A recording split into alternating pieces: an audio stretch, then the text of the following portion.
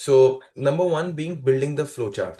So the flowchart forms the basis of any implementation service. So flowchart is basically all your in process that you are looking to implement in your CRM, whether it be it integration with QuickBooks, whether be it creation of contracts, creation of invoice, whatever that is, right?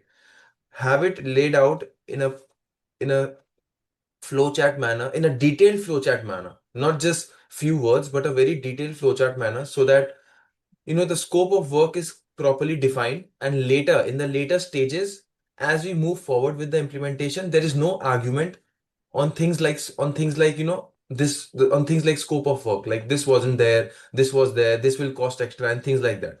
So what we like to do is clear everything in the first stage, that is the flowchart, so that we both are on the same page, so that you and I both are on the same page. Only once the flowchart is approved, which has the entire process and everything that you need built up in that. I mean, should I show you how a flowchart looks, or I mean, I'm sure you're aware. Yeah. I think that's a good idea.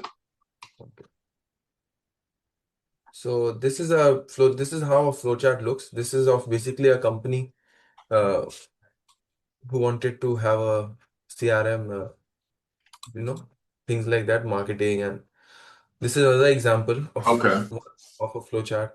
This one Okay. being these are all examples of how a flowchart looks, and this is very paramount to build a flowchart, because what Yes. we have discovered from 5 years of experience, that without this it gets very difficult, Yeah. especially when it's a process oriented implementation, process oriented work that requires, right?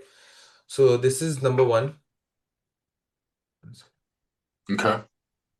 The second being that once this is approved, we go ahead and once this is approved by you or the client, we go ahead and we start the implementation and development process.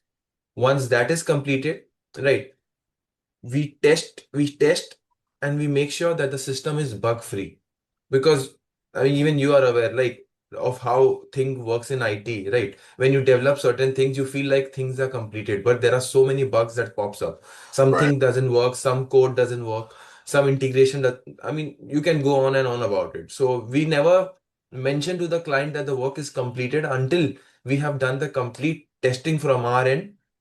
Right. And we have completely tested things, and now we are like, okay, now we are at a position where we can actually hand this over to the client to show him, Yes. right?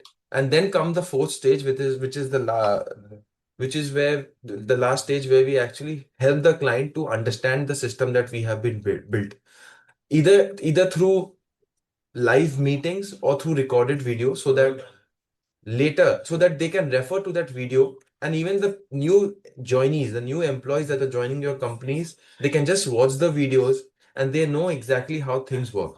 And Yes. Yes. I love that. Yep. yes.